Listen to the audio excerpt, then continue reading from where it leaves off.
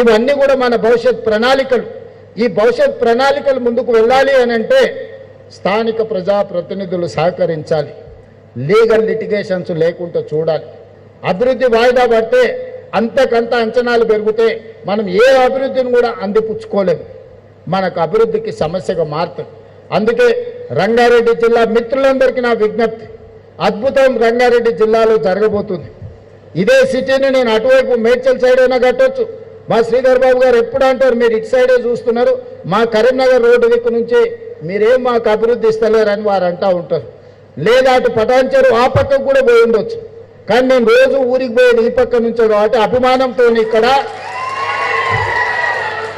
ఈడ మీకు కాలుష్యకారమైన pharma industries పెడతా అంటే మీ జీవితాలలో ఈ విషం, ఈ కాలుష్యం ఉండొద్దు అని ఒక అద్భుతమైన నగరాన్ని ఆలోచన చేసినాం. దాని పేరు ఫ్యూచర్ సిటీ పెట్టుకున్నాం. కొంతమంది పడనోళ్ళు నచ్చనోళ్ళు ఉంటారు, కడుపులో నొప్పినోళ్ళు కూడా ఉంటారు. ఫ్యూచర్లో నాయకుడు ఫ్యూచర్ సిటీ కడతాడంట అని నేను చెప్పదలుచుకున్నా. మీరు ఏడ్చుకుంటూనే ఉండరు, నేను చేసుకుంటూ పోతూనే ఉంటాను. మీ ఏడిపే, మీ ఆర్తనాదాలే కుటుంబం అంతా కూర్చొని పెడబొబ్బలు పెట్టి ఏడుస్తుంటే అధికారం పోయిందని నా చెవులకు సంగీతం వినిపించినట్టుగా ఉంటుంది. శంకరాభరణం సినిమా చూసినట్టు అనిపిస్తుంది నాకు వాళ్ళ ఏడుపులు వింటుంటే. ఎందుకంటే వాళ్ళు దుఃఖం, బాధ, మేము దోసుకుందాం అనుకున్నాం, ఇంకా 10 ఏళ్ళు 20 ఏళ్ళు ఏలుకుందాం అనుకున్నాం, అర్ధాంతరంగా ఓ రైతు బిడ్డ వచ్చి గుంజుకొని పోయిండు అని వాళ్ళు ఏడుస్తారు. సహజంగా పోయినోనికి ఏడుపు ఉంటుంది, ఉండదా? రావణాసురుడు చచ్చిపోయినప్పుడు కూడా వాళ్ళు ఇంట్లో ఏడ్చి ఉంటారు కదా. కానీ రాముడు మంచి కోసమే రావణాసురుడిని చంపిండు కదా. బకాసురుడైనా లేకపోతే కుంభకర్ణుడైనా వీళ్ళందరూ కూడా వీళ్ళు అసుర అంటే రాక్షసులు. అట్లాంటి వాళ్ళే వాళ్ళందరికీ కులగురువు శుక్రాచార్యుడు. ఆ శుక్రాచార్యుడు దేవతలు తపస్సు చేసేటప్పుడు, లోక కళ్యాణం కోసం పూజలు చేసేటప్పుడు ఆయనకి 2 శిష్యులు, మారీచుడు, సుబాహుడు అని 2 శిష్యులు ఉంటారు. వాళ్ళని పంపిస్తే వీళ్ళు యజ్ఞాలు యాగాలు చేస్తుంటే రక్తము మాంసం తీసుకొచ్చి ఆ యజ్ఞాల యాగాలలో వేసేటోళ్ళు. శుక్రాచార్యుడు దగ్గర కూర్చొని మారీచుడిని సుబాహుడిని ఊరి మీదకి వదిలేటోడు. ఇప్పుడు రాష్ట్రంలో కూడా అట్లనే నడుస్తున్నది. శుక్రాచార్యుడు ఫామ్ హౌస్లు ఉంటుండు, మారీచుడు సుబాహుడు మన చుట్టూతో తిరుగుతున్నారు. అందుకే మిత్రులారా, రాష్ట్రాన్ని అభివృద్ధి చేసుకుందాం. పనులు చేసే క్రమంలో 10 పనులు చేసినప్పుడు 1-2 తప్పులు దొరుకుతాయి. మనం ఇళ్ళలో పెళ్ళిళ్ళు చేస్తుంటాం, పత్రికలు ఇస్తాం, పక్కింటి వాళ్ళకు ఆఖరికి ఇవ్వచ్చు అనుకుంటాం. కానీ ఊరంతా రాష్ట్రం అంతా ఇచ్చొచ్చే వరకల్లా పక్కింటి వాళ్ళని మర్చిపోతాం. వాళ్ళు అనుకుంటారు, చూడు పక్కింట్లో ఆ మధ్యలో వాళ్ళ కోడిని రాయితో కొట్టినందుకు నాకు కార్డు ఇవ్వలేదు అనుకుంటారు. అవునా? వీళ్ళ కుక్క అరిసినందుకు తిట్టినందుకో, వాళ్ళ కోడి పిల్లని రాయితో కొట్టినందుకో మాకు పెళ్లి పత్రిక ఇవ్వలేదు అనుకుంటారు. మనకు అట్లాంటి ఉద్దేశం ఏమి ఉండదు.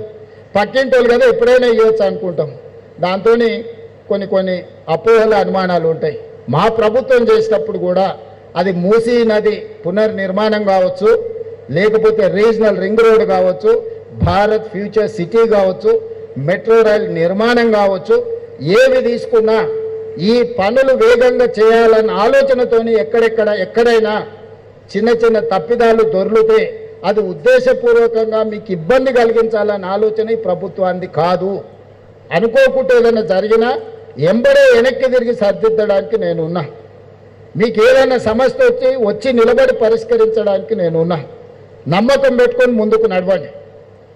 ఆ నమ్మకమే మనల్ని అభివృద్ధి పదం వైపు నడిపిస్తుంది. ఎప్పుడు చెడు చెప్పేటోడు ఉండనే ఉంటాడు. ఏ ఊరికైనా ఓ తాగుబోతాడు ఉంటాడు. అవునా? ఆ సినిమాలో ఏదో కుడి ఎడమైతే పర్వాలేదు అని పాట ఉంది కదా. 2 రచయితలు కుడి ఎడమైతే తప్పే కాదని చర్చిస్తే అదెట్లా అని వాళ్ళు చర్చించుకుంటుంటే రాష్ట్రకు రిక్ష ఎక్కేటోడు చెప్పిండట, సార్ తాగుబోతున్న మాటలు మీరు వింటారా సార్? తాగి పాడిండు ఆయన. తాగినప్పుడు ఏదో మాట్లాడతాడు, దాని గురించి మనకెందుకని. ఇప్పుడు రాష్ట్రంలో మాట్లాడేటోళ్ళు కూడా గట్లాటోళ్ళే. వాళ్ళు మాట్లాడేటి వినకండి. ఆయన ఏదో 2 వేసి ఏదో మాట్లాడుతుంటాడు. 2 వేసి మాట్లాడే మాటలను మనంతా సీరియస్గా తీసుకోవాల్సిన పని లేదు. మనం ఈ నగరాన్ని అద్భుతంగా నిర్మించుకుందాం. ఇక్కడ అందుకే మొదట వచ్చేది ఏ సమస్య వచ్చినా పోలీస్, ఫస్ట్ రీచ్ పోలీస్. ఆ పోలీస్ కమిషనరేట్ ఇక్కడికి వచ్చిందంటే ఈ ప్రాంతంలో ఒక సంపూర్ణమైన విశ్వాసం వస్తుంది, ఒక నమ్మకం వస్తుంది. అందుకే పోలీస్ కమిషనరేట్ని ఇమ్మీడియట్గా నగరానికి కావాల్సిన అభివృద్ధి కార్యక్రమాలు ముందుకు తీసుకెళ్లే క్రమంలో future city office, skills university, police commissionerate వీటన్నిటినీ చెప్పినాం. ఈరోజు మిగతా పోలీసు మల్కాజ్గిరి కమిషనరేట్, ఇతర ట్రాఫిక్ పోలీస్ స్టేషన్లు అన్ని ప్రారంభించుకున్నాం. చివరిగా మా ఆదివాసీ బిడ్డలు ఇలా చాలామంది వచ్చారు. ఈరోజు ఒకనాడు ఈ ప్రాంతంలో రైతులు భూమి కోసం కొట్లాడినప్పుడు, భూమి కోసం, భుక్తి కోసం, విముక్తి కోసం సాయుధ రైతాంగ పోరాటం చేసి నేల కొరిగిన వీరులు ఈ ప్రాంతంలో ఉన్నారు. అది కొమరం భీముడు కావచ్చు, రామ్జీ గోండ్ కావచ్చు, లేకపోతే చాకలి ఐలమ్మ కావచ్చు, లేకపోతే దొడ్డి కొమరయ్య కావచ్చు. ఇలాంటి వాళ్ళు ఎంతోమంది వీరులు నేల కొరిగిండ్రు సాయుధ రైతాంగ పోరాటం నుంచి.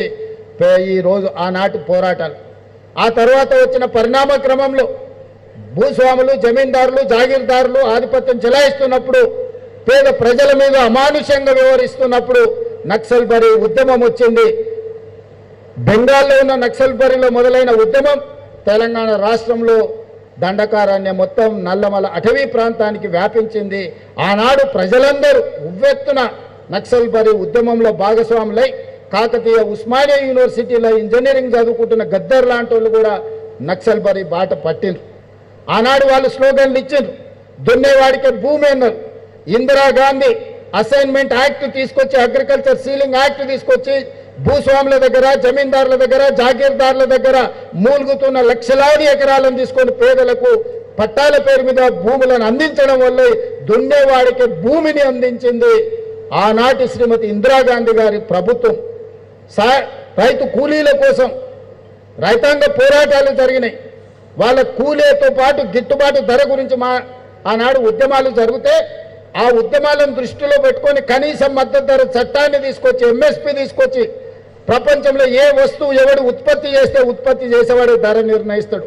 ఒక్క రైతు మాత్రమే తాను ఉత్పత్తి చేసిన పంటను బజారుకు తీసుకెళ్తే, మండికి తీసుకెళ్తే, మార్కెట్కు తీసుకెళ్తే కొనుగోలు చేసేటోడు ధర నిర్ణయిస్తాడు. ప్రపంచంలో అత్యంత దోపిడీకి లోనైంది రైతు. ఆ రైతును కాపాడాలని కనీస మద్దతు ధర చట్టాన్ని తెచ్చి ఈ దేశంలో రైతులను కాపాడింది, రైతులను ఆదుకున్నది ఇందిరాగాంధీ గారు, రాజీవ్ గాంధీ గారు. అదేవిధంగా రైతు కూలీ సంఘాలు, కూలీ దొరక్క అంబలి కేంద్రాలను చూసినా మనం. కరువు ఉన్నప్పుడు అంబలి కేంద్రాలను బస్టాండ్లో పోతూ పెట్టేది. ఒక్క పూట తినడానికి కూడా కష్టం ఉన్నప్పుడు, కూలి పని కూడా దొరకక వలసలు పోతున్నప్పుడు ఉపాధి హామీ చట్టాన్ని శ్రీమతి సోనియా గాంధీ గారు తీసుకొచ్చి ఈనాడు గ్రామీణ ప్రాంతాలలో పేదవాడికి పని లేకుండా ఆకలితో చావద్దు, ఆకలితో పడుకోవద్దు అని ఈరోజు ఉపాధి హామీ చట్టాన్ని మన ప్రభుత్వం తీసుకొచ్చింది. కనీస మద్దతు ధర కావచ్చు, ఉపాధి హామీ పథకం కావచ్చు, రైట్ టు ఎడ్యుకేషన్ యాక్ట్ కావచ్చు, రైట్ టు ఇన్ఫర్మేషన్ యాక్ట్ కావచ్చు, చట్టాలన్నీ సవరించుకుంటూ పేదల కోసం పనిచేసారు.